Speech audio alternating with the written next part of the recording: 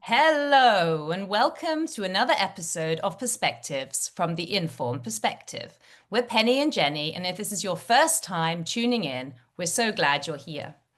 This podcast is a space where we explore what it means to build strong, thoughtful communities grounded in our local lives and enriched by diverse perspectives from around the world. We believe meaningful change starts with listening, really listening to voices and lived experiences that challenge or expand our own.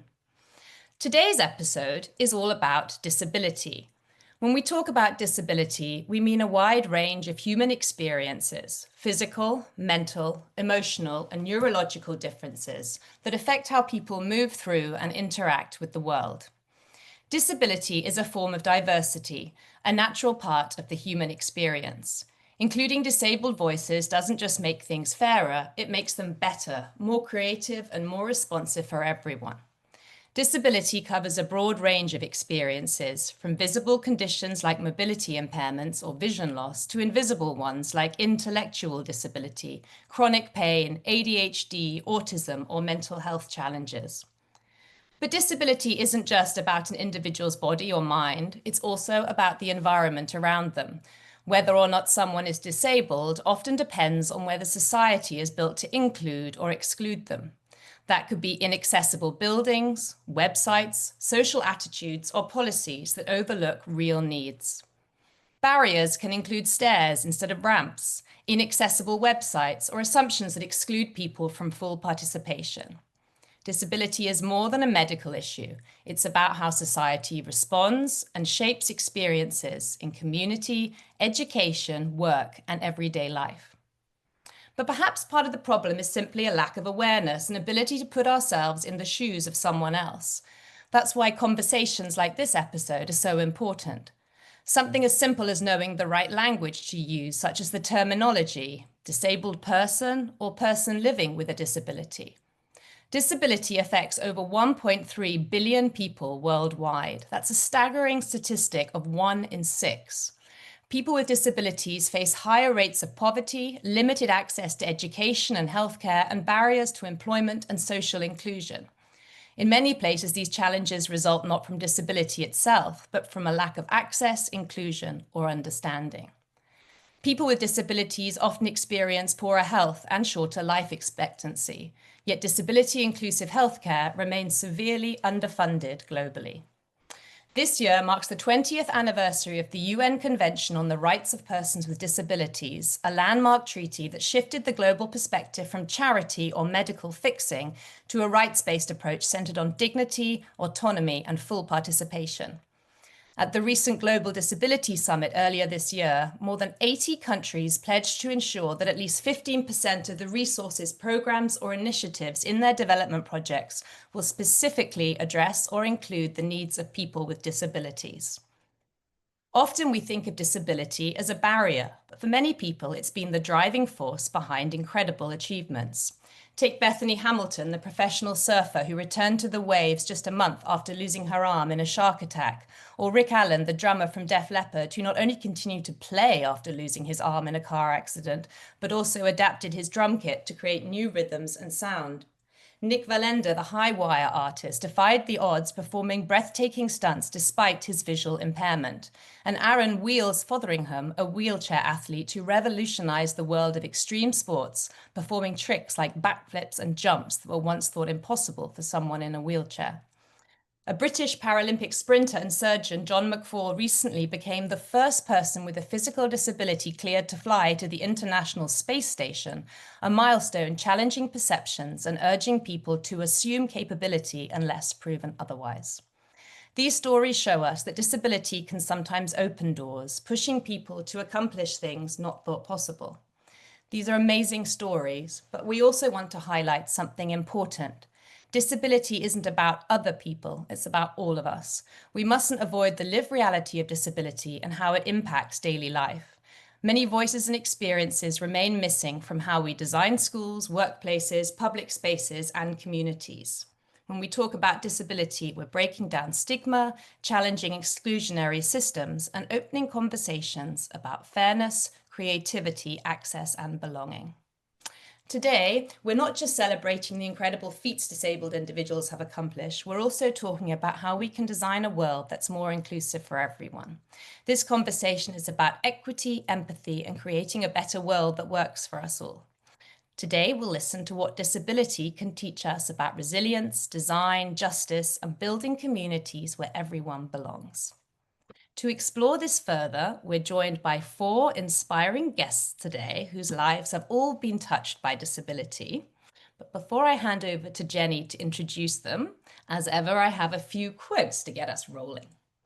Fred Rogers, and the world according to Mr. Rogers, important things to remember.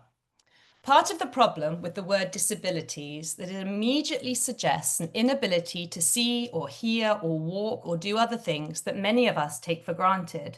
But what of people who can't feel or talk about their feelings or manage their feelings in constructive ways? What of people who aren't able to form close and strong relationships?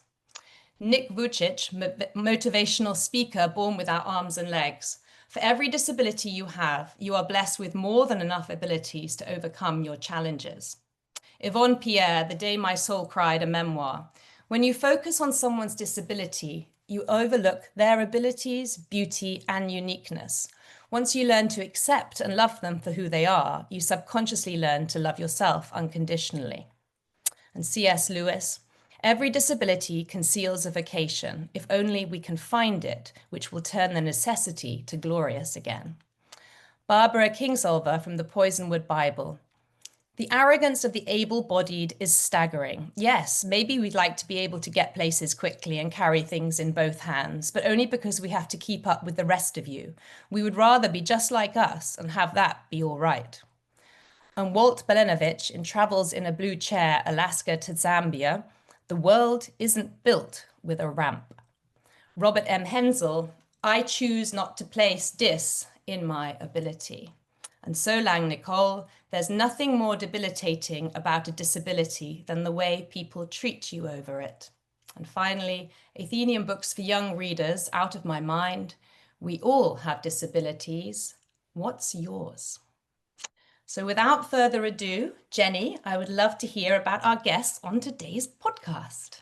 Thanks, Penny. What a panel we have for today's episode. And today's guests are some real change makers and voices for disability perspectives. First up, we've got Peter Torres Fremlin, the creator of Disability Debrief, a global newsletter exploring disability through lived experience. He grew up disabled in the UK and spent a decade working internationally on disability rights across Brazil, Bangladesh, and Egypt.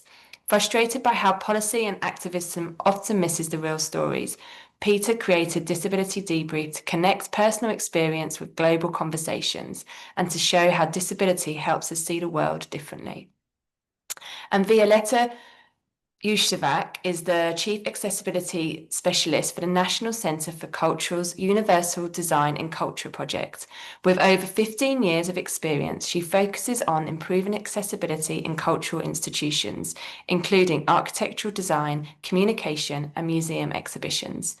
Violetta has innovative educational programs for children and youth with disabilities, having worked with institutions like the Polin Museum and the Museum for Modern Art in Warsaw.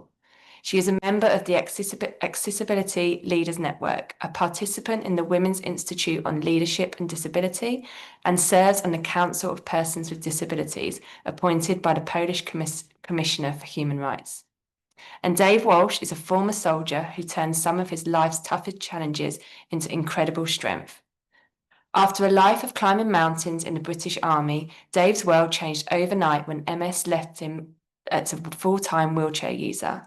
Despite the challenge, he refused to let it hold him back, going on to become 2-time World's Strongest Disabled Man, 3-time Britain's Strongest Disabled Man, and a Guinness World Record holder for the heaviest wheelchair vehicle pull.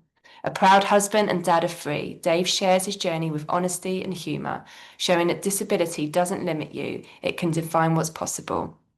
He speaks on resilience, mindset, mental health, disability awareness, and confidence, inspiring teams and schools to see strength in overcoming challenges. And last but not least, Laurie Renner Linton has been a patient advocate for hereditary spastic paraplegia, HSP, with the European Reference Network for Rare Neurological Diseases since 2017. She co-created the patient's journey for HSP, an infographic outlining patient care needs. Laurie's documentary, Pass Me the Potatoes, Please, was selected for the 2024 Week in Rare conference. She is passionate about changing perceptions on people living with rare diseases and teaches English literature in the International Baccalaureate program at a public school in Austria. So let's get going with this exciting conversation, Penny. Great. I would like to turn to Peter first today. Hello, Peter. Thank you for joining us today. I would love to hear more about Disability Debrief. So this is a global newsletter that you have built and has lots and lots of stories from all over the world. I gather over 160 countries. Tell me, what inspired you to start it, and what gap were you trying to fill in how disability is reported or discussed globally? Thanks, Benny. Thanks, Jenny. Great to be with you. Great to be with you all. There's maybe two parts to this story because the kind of reason I started it isn't necessarily the reason it has evolved into the reasons that I carry on with it. Um, Over 5 years ago now, so before the pandemic, I was working on disability rights. And as you mentioned in the introduction, sort of 20 years since the UN Convention on the Rights of People with Disabilities, there's given a new paradigm for how disability is approached around the world. And so in the past few years, there was a lot of work in this area, and it was quite, as someone working on it and in the field of people working on policy and programs, it was a little bit overwhelming how much information there was, how different countries were changing their policies, what sort of different things disabled people themselves were doing, or sort of cultural initiatives. So I was like, oh, let's just sort of make a way to curate resources, so that other people working on this or interested in it can keep up. And so it was to kind of keep people informed with how quickly things were changing on disability rights around the world. And then from there it really evolved into something that then I saw it's as I gathered the news, I saw that there were areas that weren't getting covered, so particularly maybe from global south countries. And so I started thinking, well, how can I help to share news from those countries, or how can I, as my project grew, commission stories and commission writers from those countries.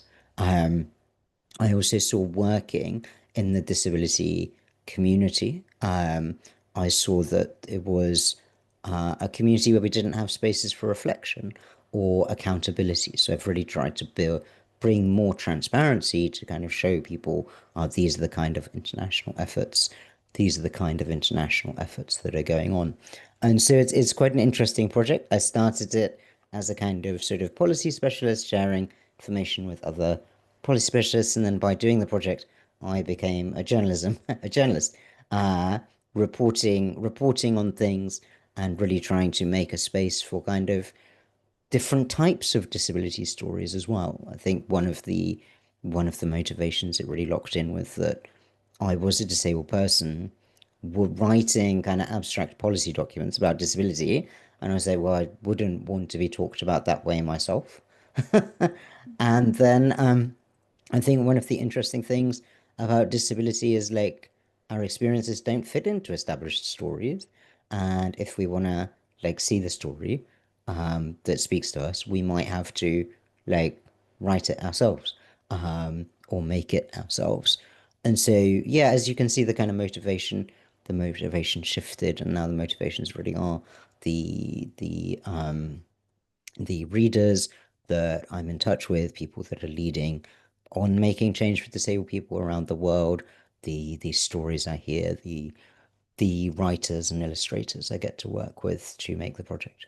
Oh, amazing. I mean, I think that's just really important. And when you talk about having this newsletter brings a sort of disability lens to world news, ultimately then it's giving people with a disability the ownership to cover stories, I suppose. I mean, what does that mean to you, giving disability lens on the world within the writing Yeah, venture? so there's kind of maybe two different components of that. I think one thing that we would kind of all expect when you think about a disability story, think like, okay, so issues like accessibility or say social benefits or things like that, or disability sport, we kind of all know those are disability subjects, but we might not know that something like climate change is a disability subject, or changes in artificial intelligence, or sort of sadly kind of conflicts and disasters that are happening around the world. They are also disability subjects in the sense that often like disabled people are profoundly impacted by those things, but then also looking at it from a disability view. Say, like if you look at from this view at say artificial intelligence, you see Mm. both like some of it at its best, where it can be an assistive tool, say sort of describing images to blind people and providing a new opportunity for that. And you also see some of it at its worst, where it's used by companies unquestioningly and it rules people out because they don't look like the CVs the company had. So it's kind of you like it's a way into seeing a subject that is a kind of a subject that affects everyone. Um, and so this has been really like I've really enjoyed the adventure of covering it because sort of it's taken me in stories of in ancient Egypt and kind of revisiting the latest research and seeing like I was Tutankhamun a disabled person or not? How can we understand that question too? Like these very cutting edge issues, and then also then sadly, and this I didn't anticipate, just sort of a lot of news in the world is about sort of conflicts and things going wrong, and seeing the place of disabled people in that is both like I mean there's profound sadness to understanding the impact of these conflicts, but then you also see people with agency, and that's the other part for me of the disability lens, looking for that agency that disabled people have and how they're responding to situations. One of my favorite examples of this was a when the Ukraine war broke out, there was an amazing picture of some, I think it was sort of older women. I think some of them were in wheelchairs and they were kind of preparing Molotov cocktails. And it just makes you look at sort of disability in the world in a different way because that isn't that isn't the story that anyone's expecting when they go into that. And so yeah, it really leads to a kind of a fresh, I think, I really believe that when we look at a certain subject or area through the lens of disability, we're going to get a really fresh view, and we're going to see people that we didn't see their stories or hear their stories before, and we're going to understand the issue more in a much more nuanced way.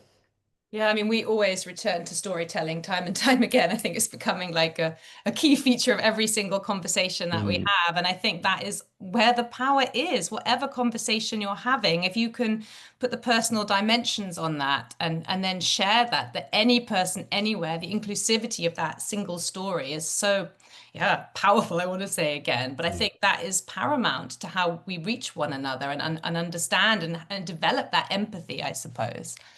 What I'd like to ask you is, what do you think that mainstream media is kind of missing the most when it comes to disability, or is that quite a tricky one to answer? So I think there's sort of yeah, there's sort of quite a range of things.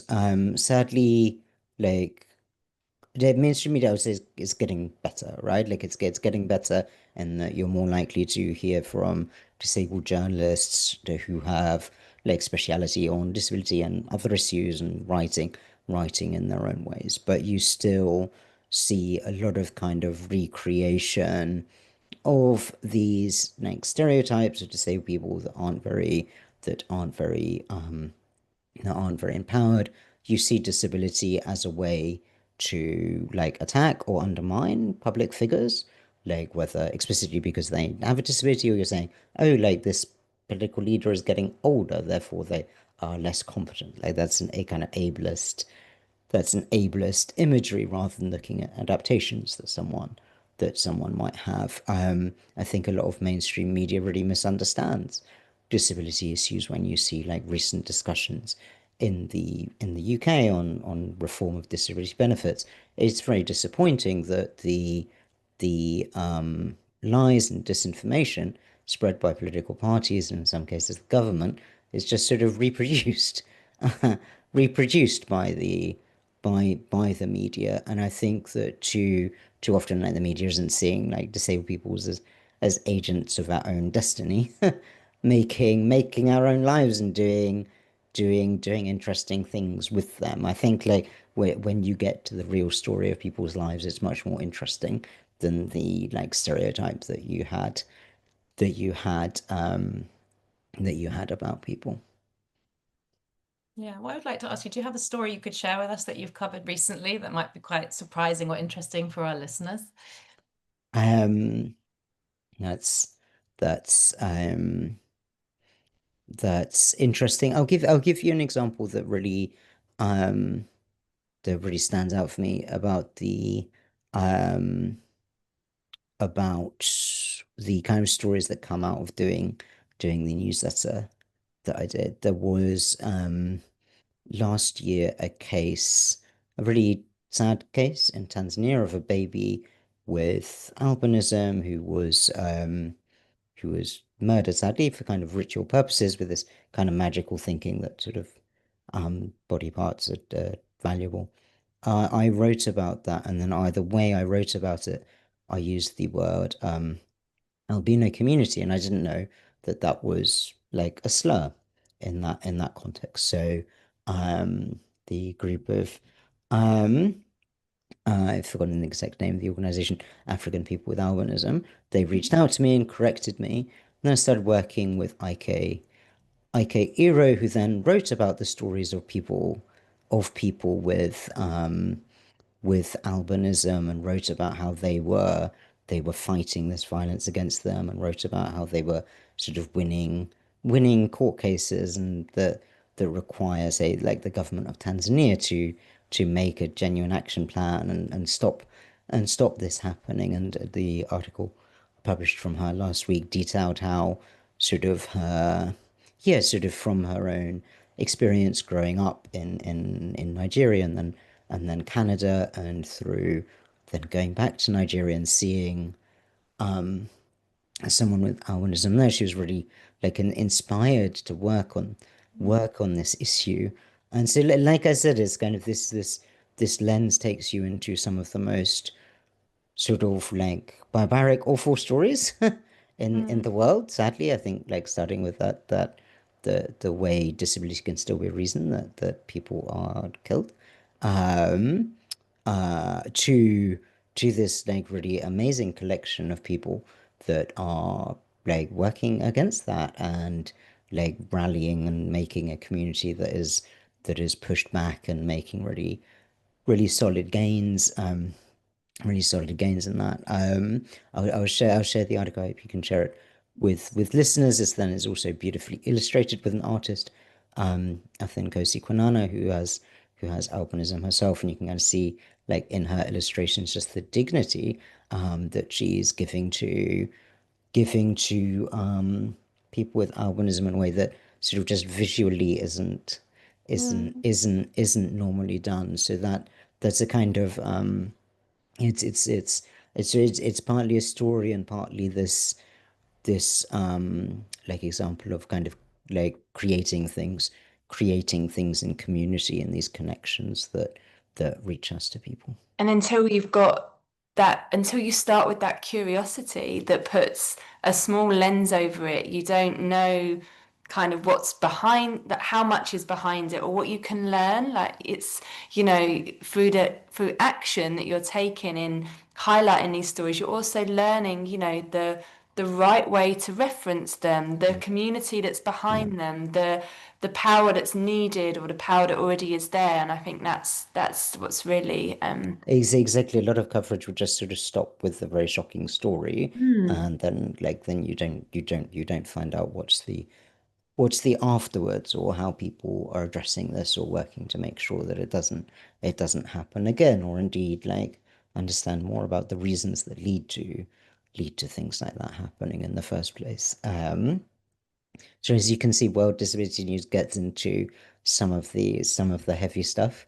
But for me, I hope that the kind of the community response and the way people individually and collectively push back against that shows a sort of gives a mitigating factor to that.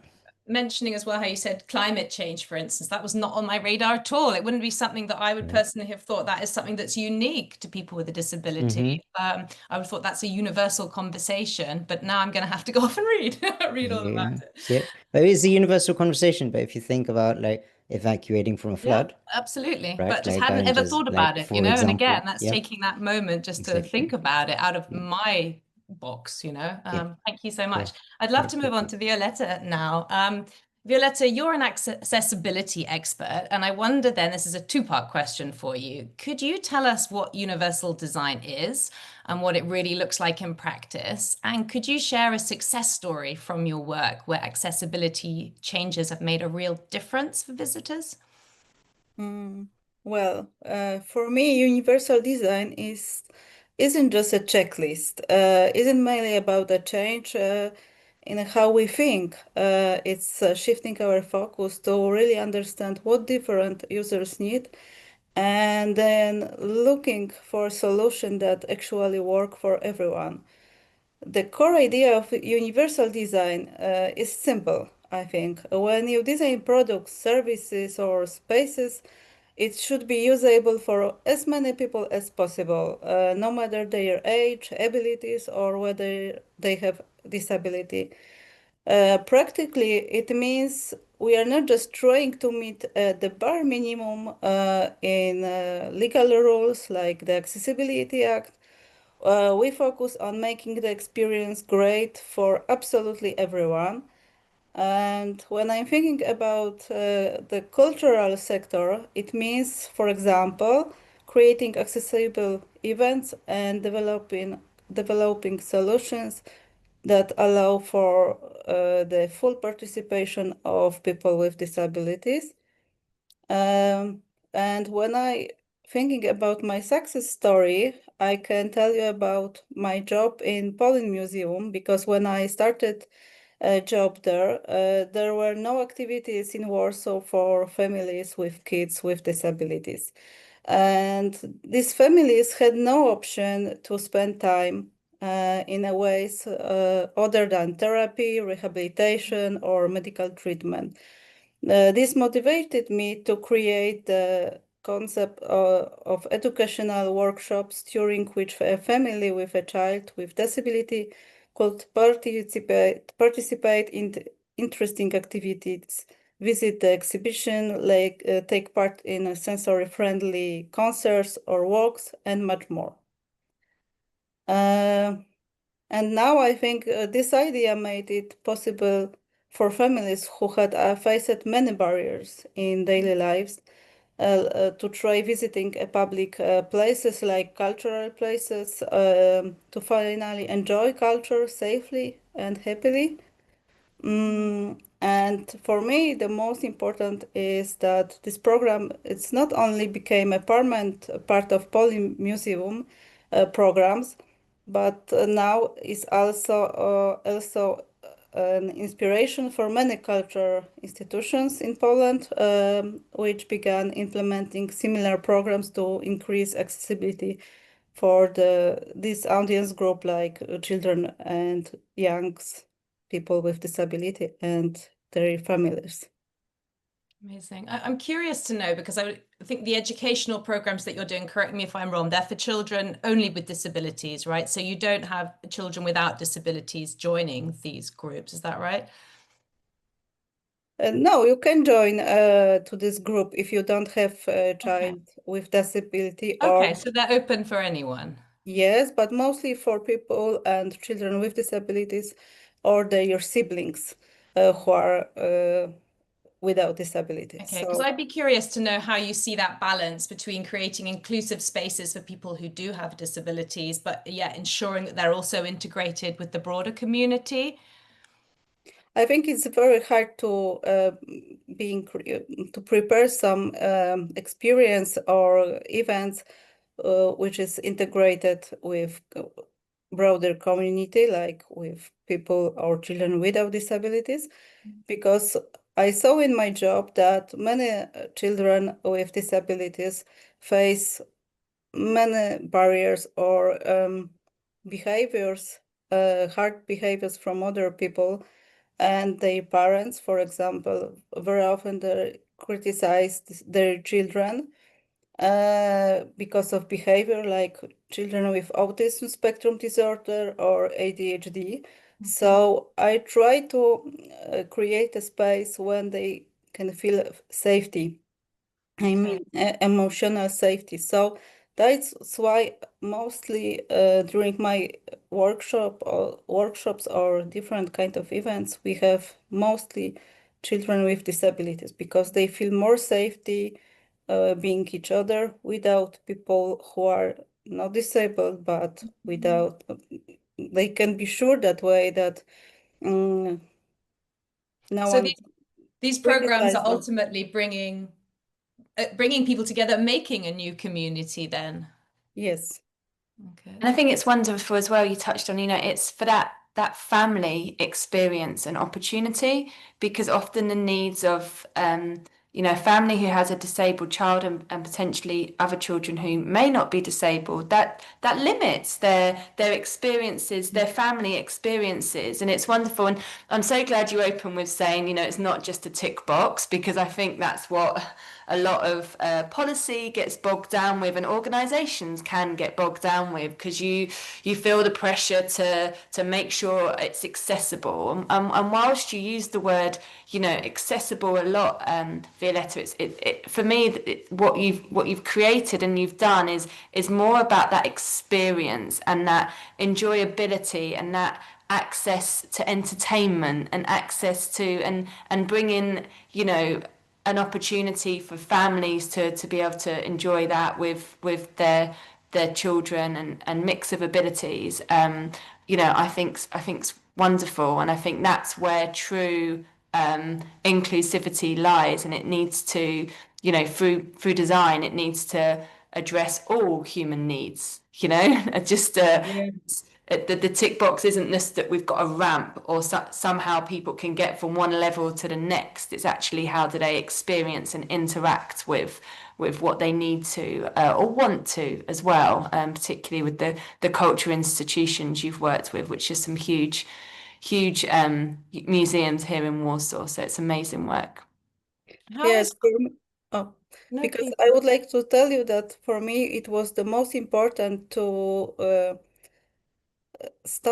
help this family to stop perceive them only through the prism of disability of their children. Because in Poland, or maybe all over the world, mostly people with disabilities are perceived through rehabilitation or medical treatment or through therapy or these kind of things. And people forget that we need also access to entertainment, to cultural institution or another regular activities like other people. And this also should be accessible for them. Laurie wanted to add something, I think, about playgrounds. Yeah, am I allowed to speak? Yeah, I'm thinking about inclusive playgrounds, because it shouldn't just be about therapy and rehabilitation. Like, you need to have fun as well. And also, and what you were saying, Jenny, with families that have able-bodied children as well, it shouldn't be like, oh, we can't go because of because of my younger brother or because of my older brother or whatever. That should not be an excuse, if that makes sense. Yeah, wholly. And I think as well, like here there's three of us here based in Warsaw, which is a lovely lovely balance to have, but it's because it's a very sort of modern built city, kind of you built from the ground up after the war, and there's a lot of kind of purpose between things. You do see, I do see some, more modern playgrounds, that do have the accessibility, but, that isn't the case everywhere. And, the retrofitting of stuff across anything. And it's, how do you, how do you, it's a challenge, I'm saying, is for people, but yeah, it's that, and that consultation and people like yourselves who are working with organization, that's where the real power and insight, you know, comes from. Violetta, I'd be curious to know about, you know, do you have an example of something surprising or innovative, some kind of accessibility solution that you've seen that others might not be aware of or know about? Oh, I don't know. Maybe when I was in San Francisco during holiday, I visited Disability and Accessibility Department of San Francisco City, and there they have some kind of communication um, sheets and some there was some small card with some short sentence with information. Would you like to communicate with others? It was for autism spectrum disorder people or children, and you could tick what kind of communication do you prefer. For example, if you don't like small talk at the beginning of the conversation, you can tick it, and everyone knows that you don't like it and you prefer talking about business or, you know, core information. So I like the solution so much. I bring it to Poland and I have it with me, and I'm going to show another people in another cultural institution because I think it's very interesting. Because before starting the meeting, you can give it to other people and help them to fill in, and now you know how everyone prefer to communicate and be more accessible for them. So I think The power of sharing, right? And I think it's yes, Peter was also saying about how, you know, in the Southern Hemisphere, potentially people weren't aware of some of the changes that were happening in the Northern Hemisphere, and how you can potentially share that information and be like, actually, we deserve the same rights. And what I love is how I asked the question about accessibility solution. I was thinking of a ramp or a lift or something along these lines. And it's actually, accessibility is so much more than just the mobility, right? It's how we talk to each other. It's how we connect with one another. And yeah, that's just blown my mind. So yeah. yeah. I like also, for example, translate live transcriptions, because I can talk with deaf people on hearing loss people who can speak, but he can't hear too well. So we can use a transcription application to transcript what I'm saying, so we can communicate very fast, and I love it so much. So And sometimes I don't need interpreter, sign language interpreter, but only use this application, and we can talk together. And that example just for me perfectly highlights, you know, it goes back to everyone is individuals, regardless if you've got a diagnosis or, you know, a condition that essentially labels you. We are all individuals and we have preferences. So, you know, there might be, you know, some people who are physically disabled, for example, but are capable to do certain things. I'm thinking of a playground, you know, but it just it doesn't, you know, you have to look beyond the label and focus and give people the opportunity to share their preferences and abilities, which was one of the lovely quotes at the beginning. It's actually, let's talk about the abilities. Just really quickly before I move on to Dave, I have to ask this question because you're a cultural guru. What institution in Europe would you redesign from scratch if you had the chance? Is there one that comes to mind where you think, oh my God, they really haven't thought about people with disability?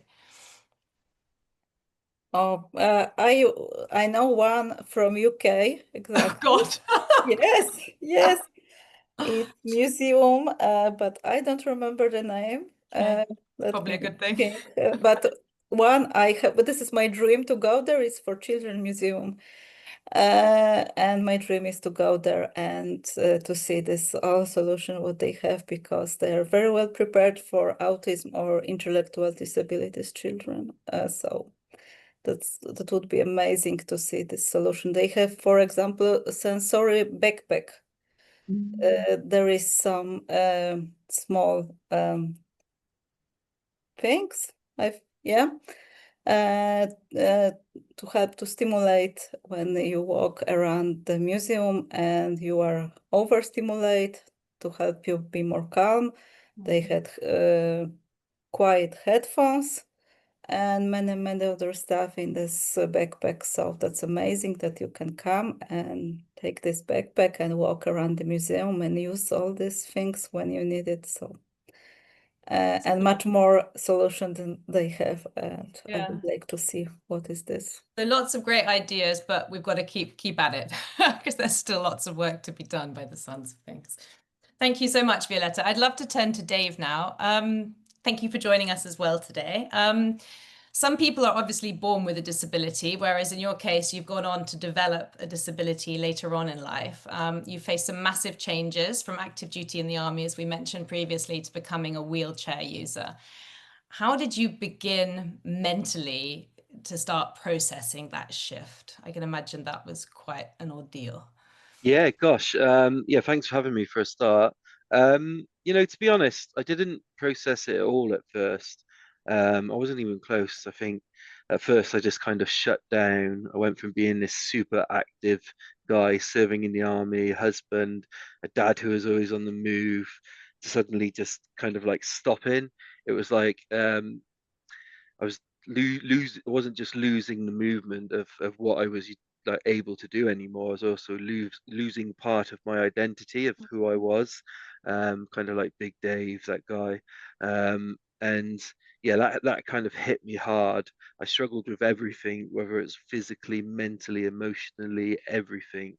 And I felt like people around me were avoiding me, leaving me out, because they didn't know what to do in that situation. Even judging me, my whole view on the world shifted. I kept thinking that everyone else has changed around me. The world has changed. I'm still the same. Why is this all happening? Why are they being this way and stuff? But over time, I kind of realized that the world didn't change, but I did. I became disabled. The world was still exactly the same as it was before. The world just looked a bit differently. Because I was looking at it differently. I was looking at it through frustration, pain, pride, and all the stuff that I hadn't dealt with. And it all came to a head after a bit of a mental health episode, where I just I couldn't fake it anymore. I couldn't carry on the way I was carrying on. And it was a really dark time and a really bad place that I was at the time. And then the strongest person I know, and the strongest person I've ever known, my wife, kind of sat me down and gave me that stern word. And I it was the kind of like stern word that you knew it wasn't coming from anger, it was coming from love.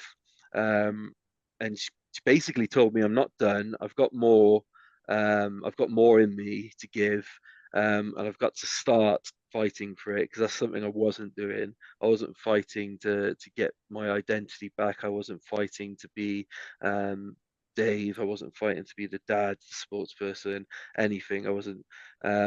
So that was the conversation that changed everything. And that's when I started to reach out. For me, um, being an active person, I knew I wanted to get back to some sort of active lifestyle. But it was so difficult because I wasn't able to walk. I wasn't emotionally able to connect with people the way I was before. So I found a love for disabled sport. At first, just saying the word disabled made me feel uncomfortable. I didn't want the disabled athlete to be my identity. But the more time I spent around incredible athletes with disabilities, who were strong, competitive, full of life, either been through a similar thing that I've been through, or have had it harder, or some cases easier. We all kind of like bonded as one, rather than, and not just as a group of disabled people, just as a group. So I kind of realized then that being able to be this athlete with a disability was powerful. You know, disabled wasn't a word to hide from anymore. It was something that I should be owning. Um, but the thing I learned, and it took me quite a really long time to see that, you know, the people around me, they didn't walk away. They were just trying to figure it out as much as I was trying to figure it out. You know, I was the one disabled, but they were also living with Dave, who was disabled, and they didn't know what to do at the time. So we were all adapting to it. You know, we all adapting to a different way of life with Dave. And I don't think I've ever given them enough credit for kind of how they actually stayed around and how they didn't move on and how they didn't just kind of like, yes, they treated me differently. However, you know, I was different compared to before, and that was it. It just wasn't my transition. It was all of ours to go through. My wife, my kids, my friends, and once I understood that, um, things just started to change. Yes, there were still tough days for sure. Um, you know, there still are tough days. You know, I don't know if we'd ever live in a world where there's not tough days for anyone, even if you're, you know, the healthiest able-bodied person ever. Um, but you know, looking back on it, I could say, yes, my life is different now, but different doesn't have to mean less. It just means, you know, new. And yeah, I've got a new way. I found a new way to move, to connect, to adapt things, to appreciate the things around me that I've got, family, kids, life, you know, health to a certain degree. And, you know, because life doesn't stop when things change, it just begins again, just in a different way. And sometimes the best parts of who we are come from the hardest places we've been. So yeah. I also wonder whether I don't know, specifically for people potentially who have a disability later on then who aren't born with it, whether we do kind of see that word disabled as instantly like a box that you would be a part of, or you would define yourself as that. But after the conversations today, I feel again that box isn't a small box. It's vast. So what was it within that term? You don't need to define yourself within a little corner of it, and the possibilities that are there, that just sort of seems something that's come up for me. I mean, as well, when you're talking about the identity, was that for you the feeling that you refound your identity once you'd wrestled with the terminology and the situation, or is it that was a new identity that you then drew from that? Yeah, so I think once I you know, was disabled and was struggling so much, it was more my mental health that broke my identity down rather than my physical health.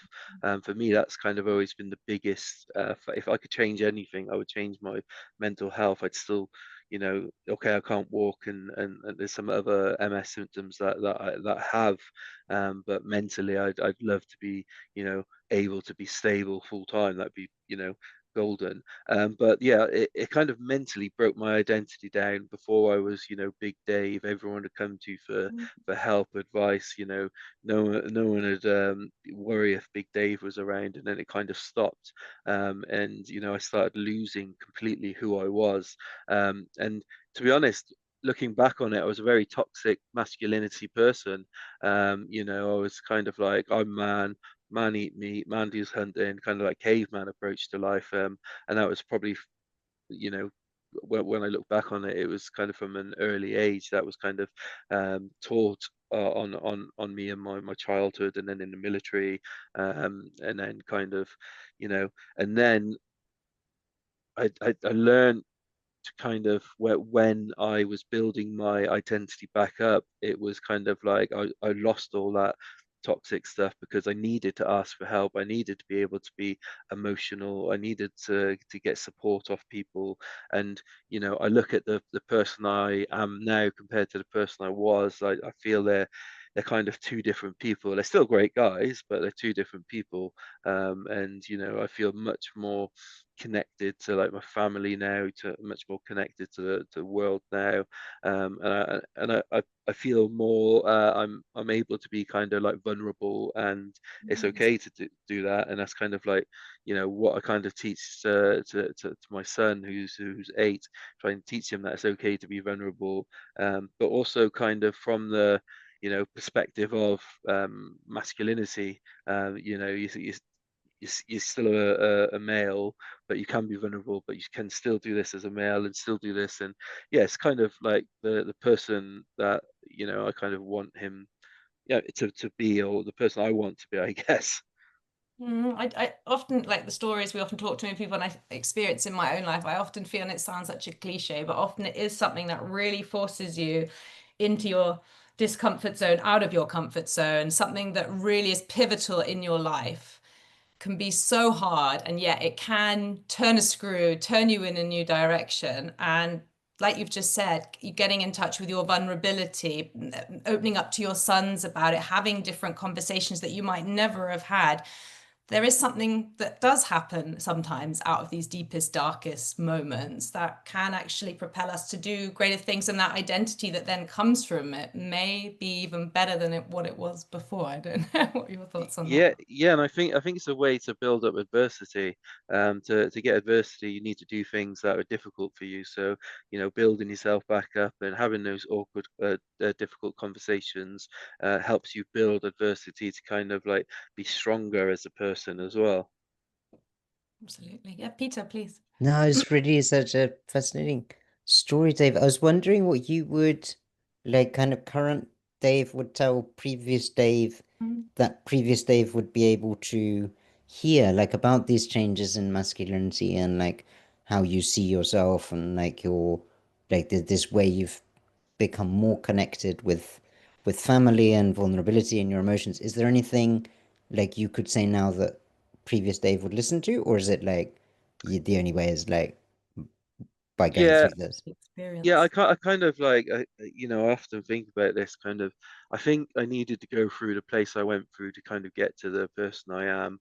And, as hard as it was and as challenging as it was, it made me be able to kind of like appreciate the loved ones around me. I've been married to my wife for like 20 years now almost. And, I've got kids who are 18 and 15. And, we kind of grew up with it together almost. They kind of, and I needed them to be in the place to kind of mold my identity to kind of fit around all of these different factors in life that we go through.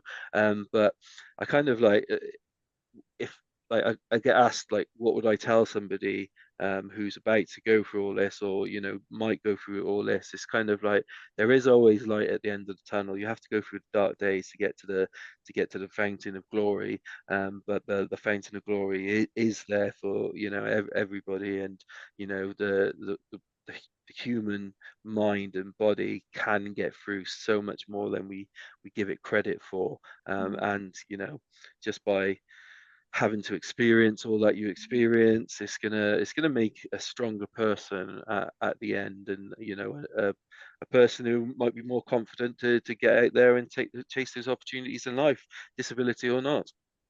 I'm also thinking about the people who live with a person with a disability as well. Like, what a different life your kids might have had with the old Dave, you know? So, actually, that awareness, that empathy, that understanding, that strength that they will have taken, and your wife as well. So, it's not just the conversation about you, it's the family as a whole. That's what I Yeah, was thinking. it's quite. Oh, sorry.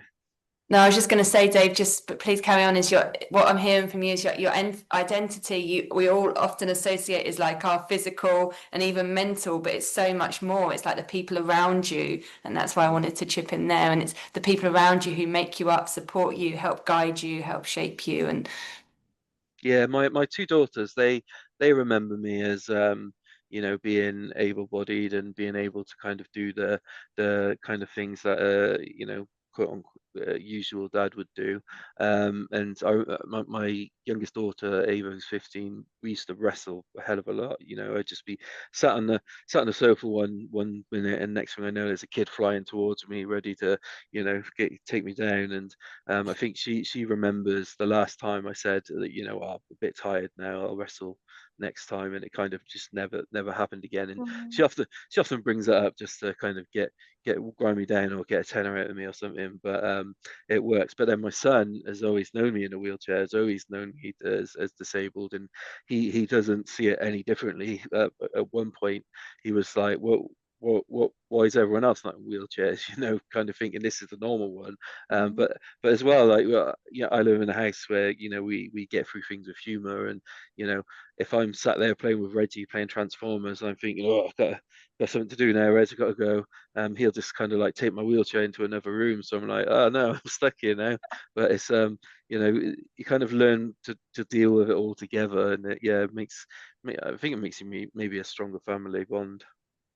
Laurie, did you want to add in? No, I just put in the chat that that being disabled is a superpower. And so, yeah, you have a superpower. I think being you know, I think everyone has a superpower to a degree, but I think you know, you learn more humility and you know, adversity, having a bit of a disability and going through the disability. But also, you know, I've got my, you know, I'm Batman, I've got my Robin, who's my wife, but equally probably she's the Batman, I'm the Robin. And then, you know, the kids are part of the Avengers crew as well. So, you know, I wouldn't be able to do anything without the loved ones around me. Love that. I love that. I'd love to move on to you now, Laurie. I would like to ask you a little bit about potato pants, because I already know a bit about this, but I'd love you to share it with our listeners. You created this. It came about due to your condition, hereditary spastic paraplegia. Can you tell us a little bit about your condition for those who might not know about it, and how that then led to a full-blown race and fundraiser? Yeah, so first of all, hereditary spastic paraplegia, and it is HSP for short, but the reason I say at first hereditary spastic paraplegia is because HSP is also known as highly sensitive person, and I don't know, some other thing. So anyway, I have what is hereditary HSP is it's broken into two, like you can either have pure or complicated. I have pure, which means that it only affects my the lower limbs of my lower limbs. But if you do have complicated, then it affects the entire body. So maybe you would have cognitive disabilities, or it would affect your throat, or other things like that. So backing up, I was diagnosed in 2008. Wait, now I'm trying to think, because I'm getting all discombobulated. So I'll back up again. HSP, basically what it does is it affects the upper motor neurons, and what it does is that it does not make a connection with the muscles in the lower limbs, and so there's difficulty moving. Right now I'm in a wheelchair, which is sort of is right next to me. I've been in a wheelchair for a year and a half, and unlike Dave, you were saying it was sort of, for you, it was one day to the next, like able-bodied, and then you were disabled. But for me, so HSP is progressive.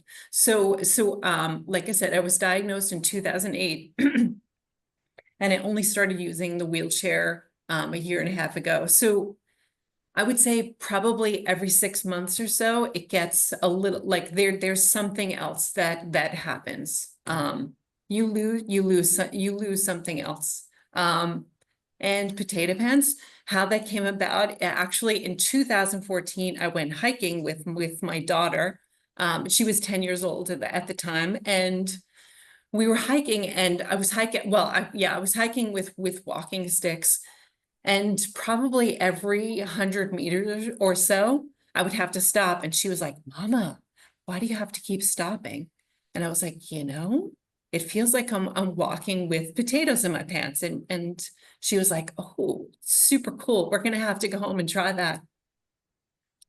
So So then I told a colleague of mine about it, and she was like, "That's a really cool image." And so we sort of worked the image, and then we created potato pants, which is a way of giving people the experience of having heavy legs.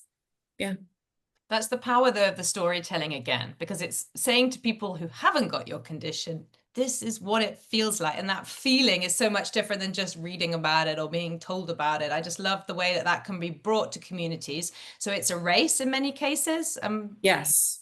Yeah. It's a race, and I mean, obviously, if you put the pants on, you're not going to be like, oh, I know what it's like to have HSP. There's no No. way. No. But it sort of gives you the sense of like, oh wow, this is not so easy. Like walking around is not going to be so easy. And so that's why we did that. We did have a race because like Violetta, so what I was saying before, that you have to have fun, and we made it that it was fun, but it also educational.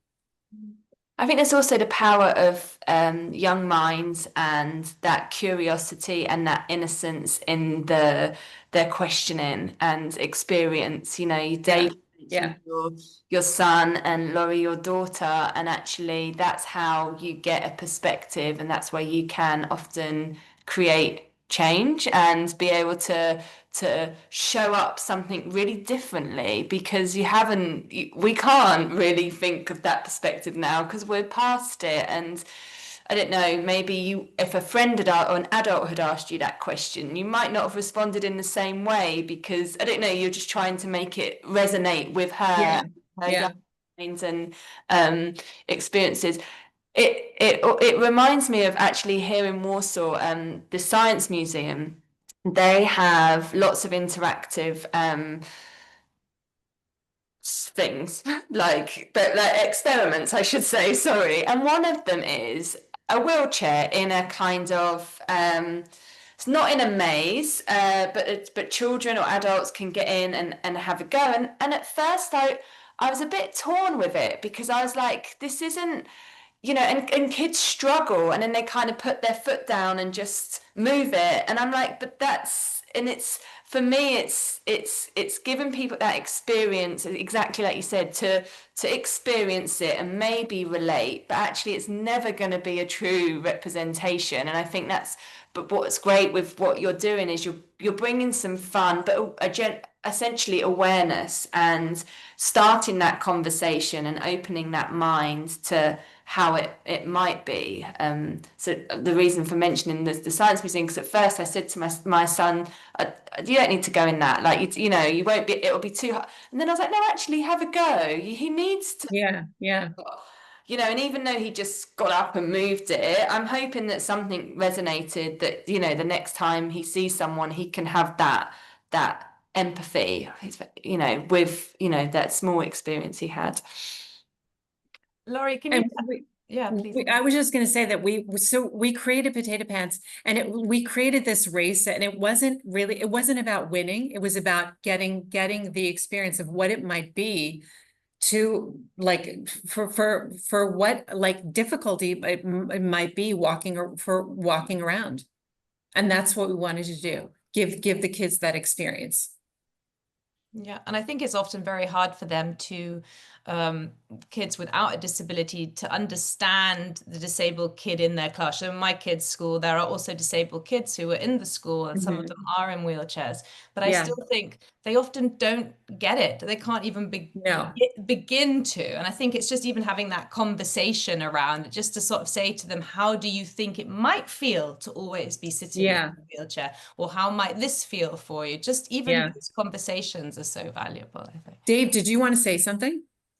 Yeah, I was just gonna jump in and say, like, as a person in a wheelchair, I've been in a wheelchair for years now.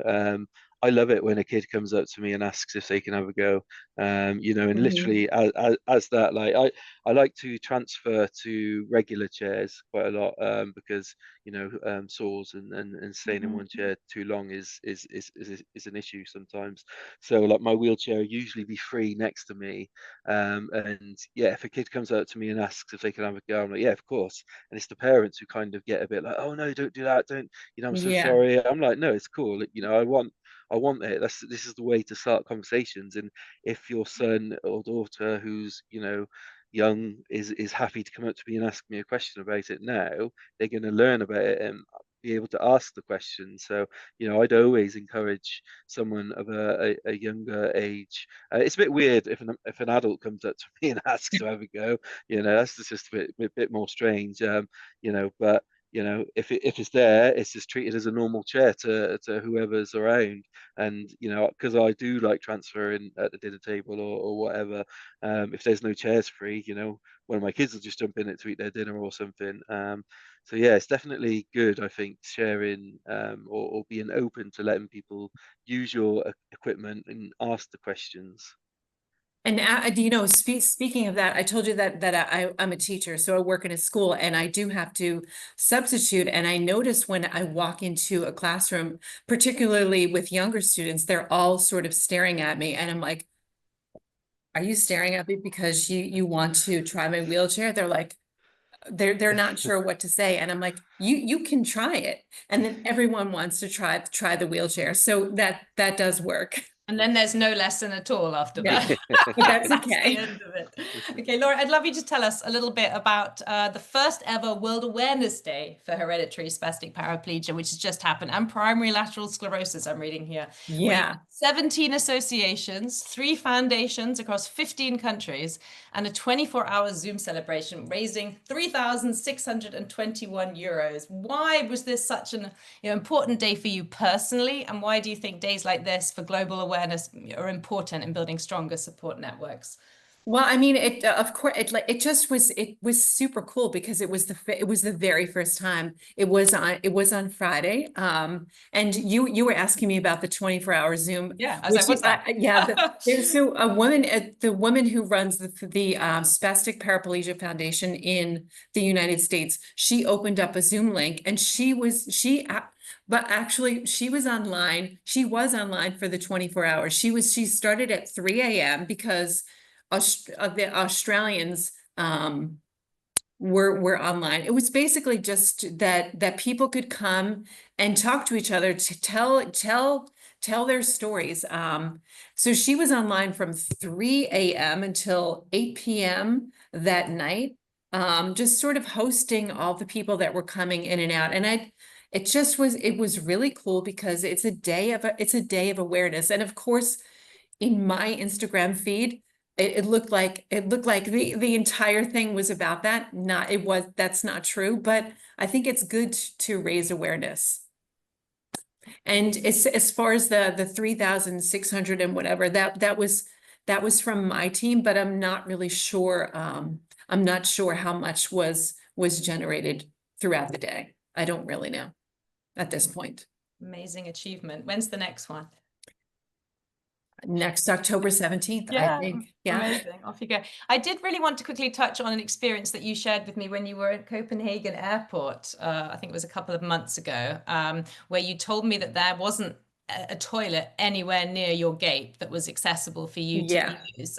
Just wondered, would you be open to telling us a little bit more about that? Because that really struck a chord with me, which I thought was, it was sort of strange to be at an airport and there was not a disabled toilet. And I was telling you that, so I was looking around for one by the gate and I couldn't find one, but I did find someone who, like an attendant who was working, and he was in a car, and he said, "Okay, I'm going to drive you, like take you to find one." He took me to another gate, like another gate or another part of the building. We took an elevator. I went and looked for the disabled toilet, and it was locked. So he ended up having to, so I said, okay, I have to go to the bathroom. I'm going to be on a flight. So I said, all right, I'm going to go in the bathroom and then please take my wheelchair away. And I mean, I was standing up and I had to transfer.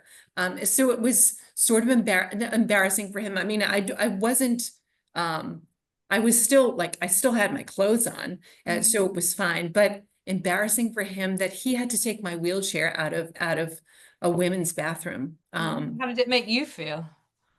I was crying. Yeah. Yeah. I It mean, was it's just okay. astounding, though, that like an international airport Yeah, it was didn't offer that. very strange. And I had an experience the other day, actually. It was just after I'd spoken to you, and I went into it's our dental clinic, actually, and they have a lift to go upstairs. Wonderful. Yeah. They thought about accessibility, and we go back to ticking the box.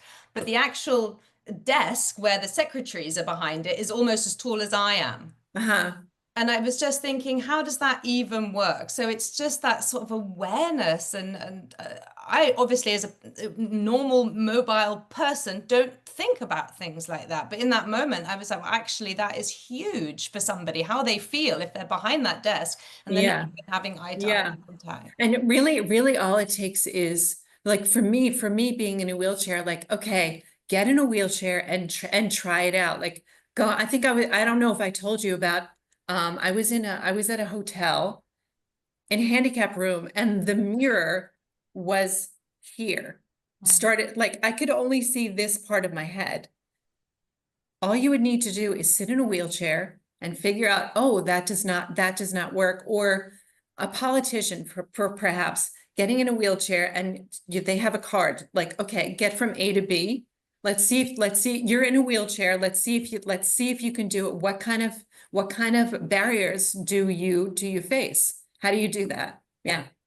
And I think that's why the important role of advocacy and sharing experiences and opening people's minds to the considerations, and that this accessibility is more than just access. It's that experience. And in a hotel room, it's not just about how you get in there, how you get to the toilet, how you get to the shower, obviously fundamentals, basic fundamentals, but how do you use the rest of the facilities, which are, equally maybe not considered by someone as important, but for you, they are absolutely important. Can I jump in? And yes, please do. yeah, I think one of the problems we have in society is that sometimes disability is viewed as a moneymaker, as a business, as a job role, for politicians who have nothing to do with have had nothing to do with disabilities their whole life, or these corporate directors who have had nothing to do with disabilities, but they automatically think we need someone in a wheelchair to we might have a customer in a wheelchair. Let's go and look at the bathroom, see what we can do. And they're obviously looking at it from a business point of view.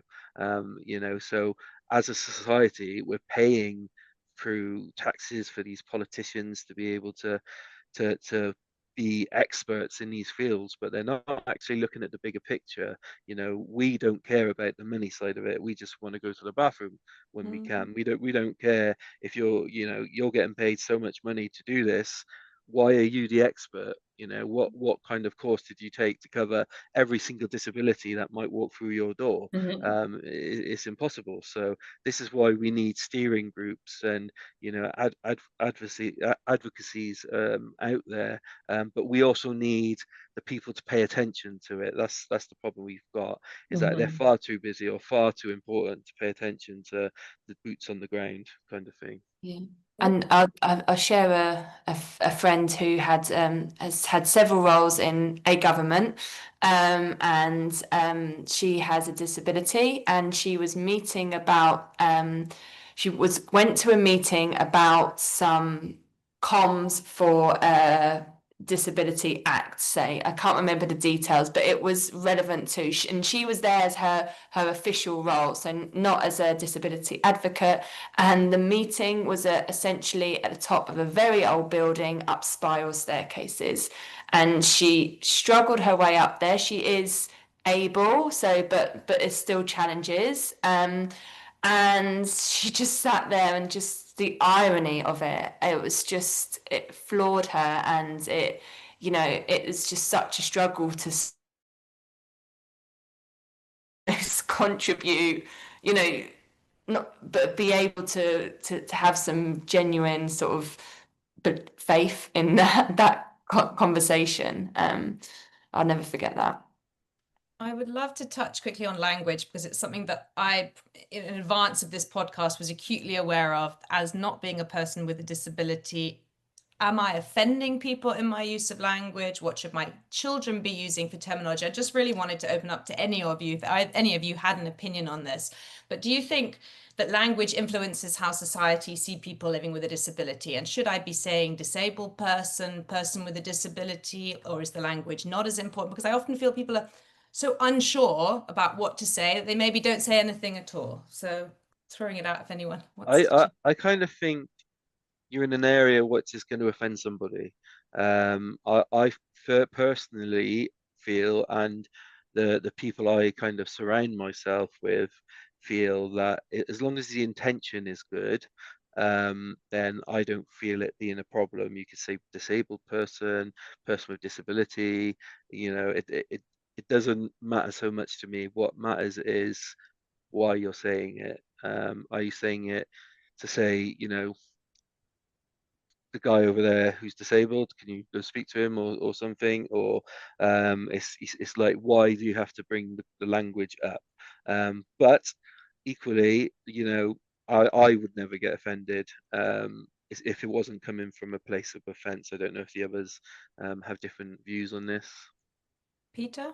Yeah, no, really great point from David that there isn't like universal solution to this. And I think that sort of brings us back like to kind of treat individuals as individuals.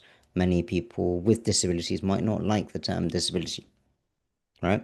So you've got to kind of do it on an individual basis. I think some of our anxiety about language is a little bit like looking for a magic bullet solution that like, oh, if you just give me the right words, then I will be able to navigate all these like interactions that I feel nervous about.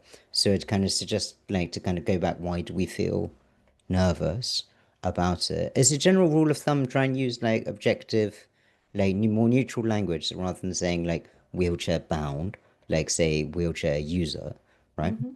For instance, in the UK, disabled person is kind of much more common than person with disability. I use both as sort of internationally.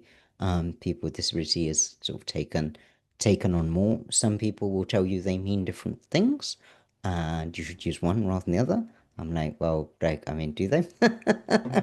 But I'm also a big believer, I think, like as Dave was saying, that like you can say good morning to someone in a really acid way and it means something offensive. And you can use a swear word to a friend and it be part of a bonding thing. So this is kind of my kind of personal take. I don't think we resolve these things in language. And it's that intention and responding to an individual and like following their lead. Some people might refer to a condition, some people might refer to a disability, some people might refer to neither, as trying to follow their lead in how they do that. Because after you mentioned albinism as well, I felt a bit better because I thought even then you're also looking to make sure that you're also saying that anyone can make these mistakes. Yeah. Yeah, Yeah. Laurie, did you have anything to share on that? No, I thought I like what Dave was saying. It's sort of yeah, sort of what is the intention? What is the intention behind what the person is saying, how they're saying it, and I think that is really important. So one last question for you. How can non-disabled people become better allies then without speaking over disabled voices? What recommendations might you have? Can you repeat that question? I'm sorry. Yeah, just asking really for what we can do as non-disabled people to become better allies for people with disabilities without, crushing putting their voices out of the picture. I kind of think if you've got a reason to be involved with a disability of some sort, whether it be a colleague, somebody that you might know at your kids' school, kind of thing. I think it's very if they're going to be an impact in your life and you're going to be an impact in their life, whether it be so small or so large, I think it's important for you to do a little bit of research on that person's specific. I think, it's kind of impossible to look at the whole world of disability and say you want to be an ally for everything, because, it's so broad. But if you could be a local ally for the people around you, I think that's where we make the difference. Is locally, really.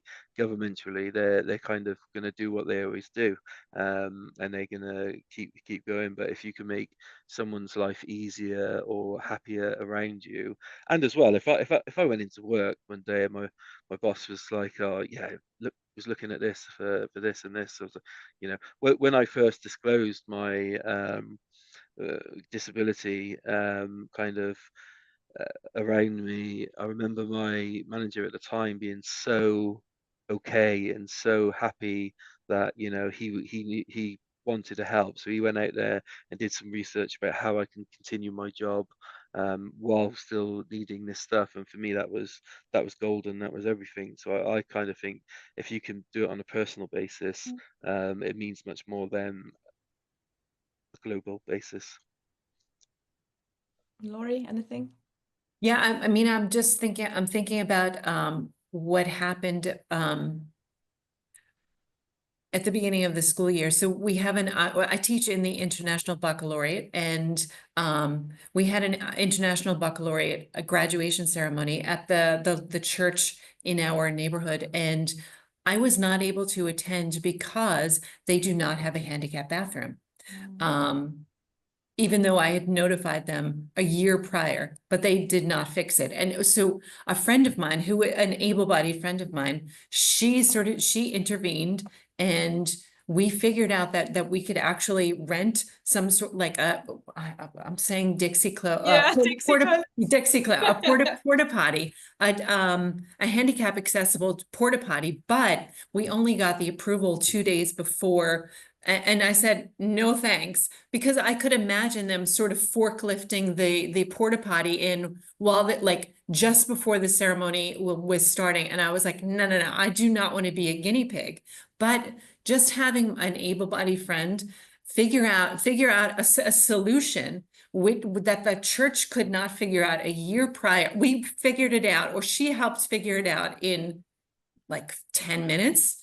And I think it's just important to have your friends involved in figuring out solutions and figuring out what you can do. Yeah, and I think that takes as well from the individual that vulnerability again, and that openness and that honesty to say, I am not comfortable going to that event if there's not a toilet for me to use, and that's your prerogative. That is your right to say that, and to have your friends support that and understand your needs, and then how they can, work with you through it and problem solve. That's really powerful. But at the same time, it's embarrassing to have to ask about a toilet. That should just be a normal thing. But I had to ask about it, and yeah, that was not comfortable. I think I'm also thinking. sorry. No, carry on, Dave. No, I was going to say I've got a similar situation at work, where we've got a PA who books all our Christmas parties and etc. for, and I think she's booked a few venues now which aren't disability. There is no bathroom, so I've had to use a different bathroom, which I'm always the person I'll be like, yes, fine. Yes, fine. And I'm not as strong as Laurie to be like, no, I'm not doing that. I'll just go with the flow. And because essentially I don't well, I don't know. I just don't. I'm a yes man, I guess. But I think she always contacts me before and asks if this is okay.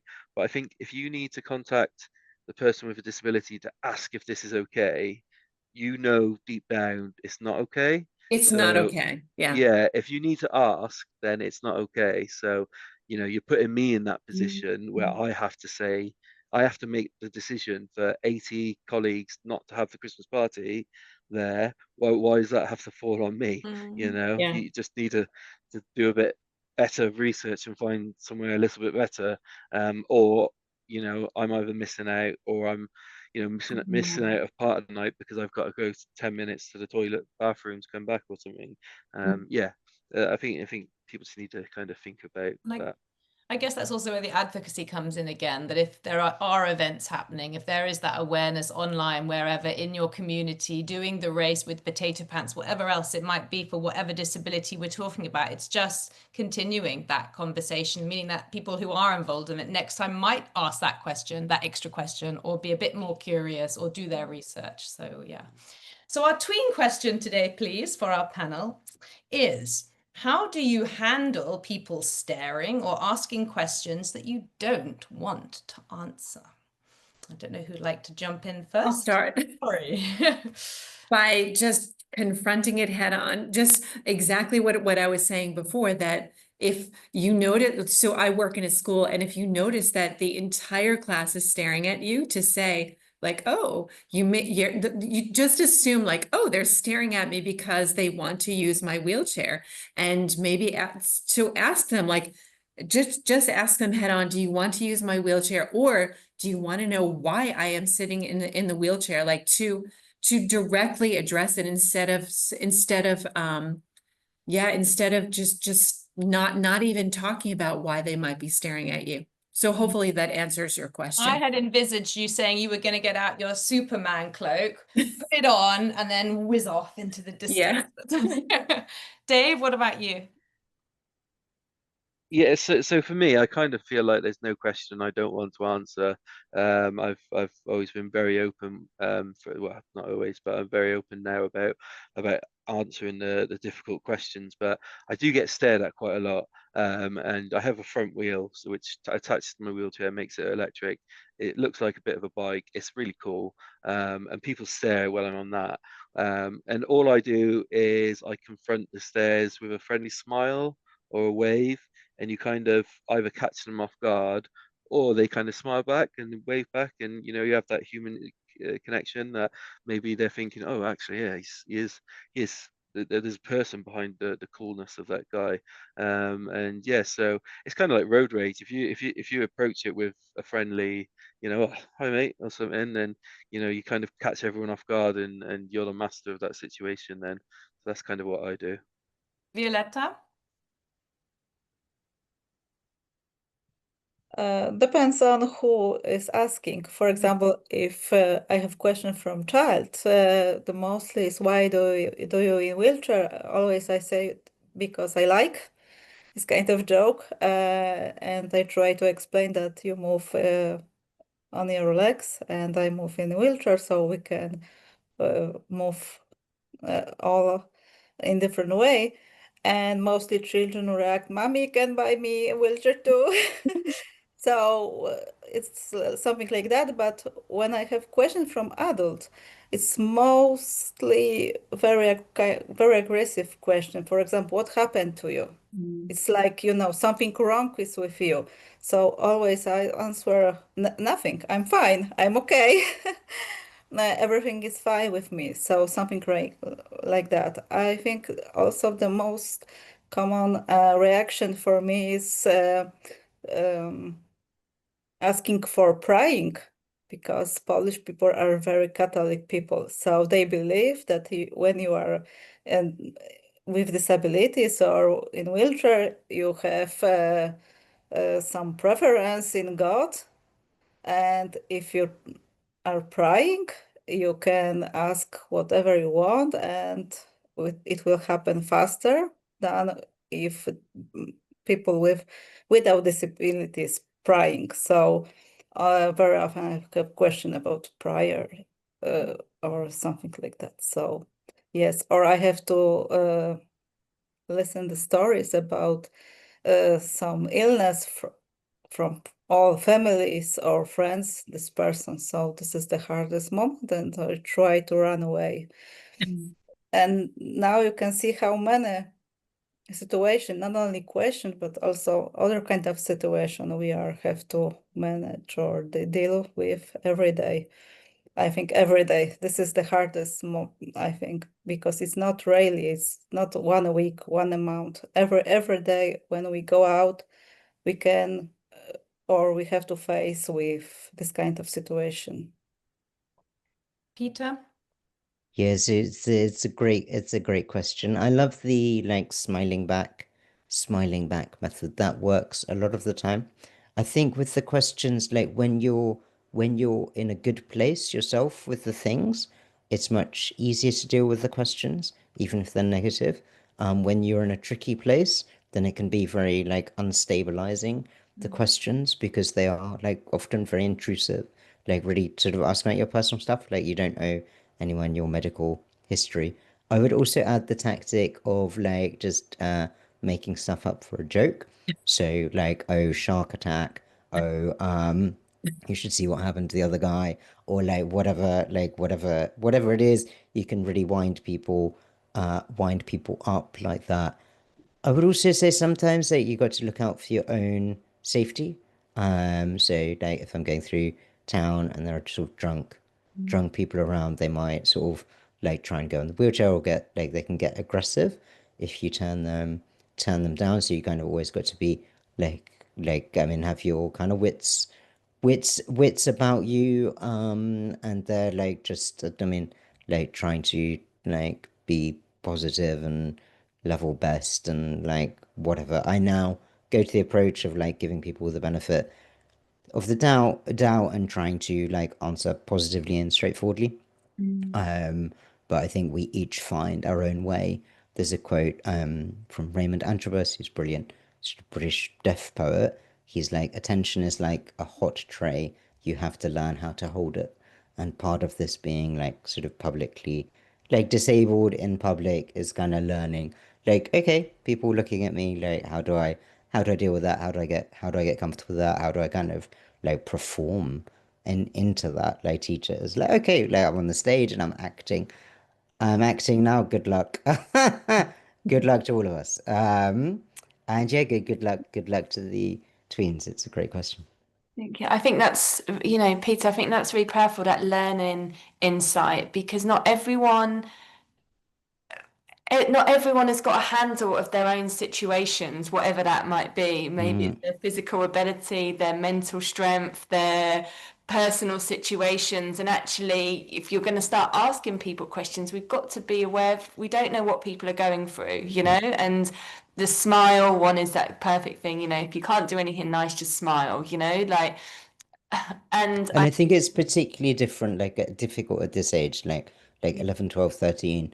Kind of, my own experience, I was desperate to fit in, as so many children are then. My disability was changing, so my needs were changing. And so I just thought, if I sit when others standing, everyone is going to think this is such a like awful thing. Like you're kind of like you're so in your head with it, and it's kind of like I was able to like take ownership of that difference and kind of lean into that difference.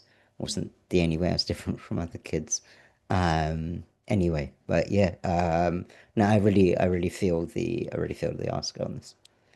Jenny, am I able to flip it round and ask a related question to the group as well? It's kind of like how would a person of non-disabilities ask you, how should they approach you to ask you about your disability? that's a really good question. We can put that to them, can't we, Jenny? Yeah, I think one answer I would have for that for me is kind of like why. Yeah. Why do you want to approach them? Is it just because of their disability, or is it because they've got a fantastic beard, or because they run a really good group or something? If it's just about the disability, then you haven't overly got the right Yeah. to ask them.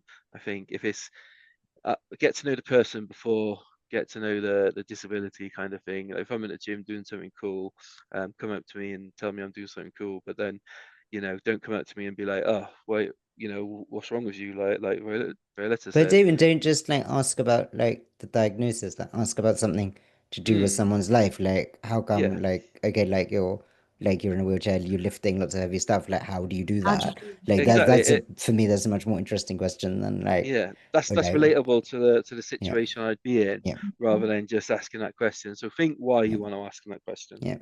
Yeah. Yeah, that was my conclusion as you were speaking. It's like, what is the intent, and Mm, why are you curious? And I think especially for tweens, as they get older, they are gathering that experience and that information, and they can start to consider, younger kids, they haven't got that filter or that, context or, but yeah, I think that intent is really, really important. I think that conversation also continues to considering also why someone might act in a certain way, things like chronic pain, or if you're suffering every day, day in, day out, you might look at another person, think they just look miserable. What's wrong with them? Weren't they lighting up? Weren't they happier? Have a think. There might be stuff going on in their lives. There might be other things happening, and that's why they're showing up as they are. So don't always judge that book as well by its cover. So I think we've learned so much today. So that brings us to the end of today's episode. I want to say a huge thank you to our incredible guests, Dave, Violetta, Laurie, and Peter, for sharing their stories, their experiences, and their expertise with us. Your voices have opened up really important awareness around disability, inclusion, and also community. And we're really grateful that you've taken the time today to join us. To everyone listening, we hope today's discussion has given you new perspectives and inspired you to think about how we can all contribute to building a more accessible and inclusive world. Disability is part of the rich diversity of human experience, and inclusion benefits every one of us. If you enjoyed this episode, please subscribe, share it with your friends, and consider leaving a review. It really helps us reach more listeners. Thank you for tuning in to Perspectives from the Informed Perspective. Take care, stay curious, keep listening, but most importantly, keep informing those perspectives.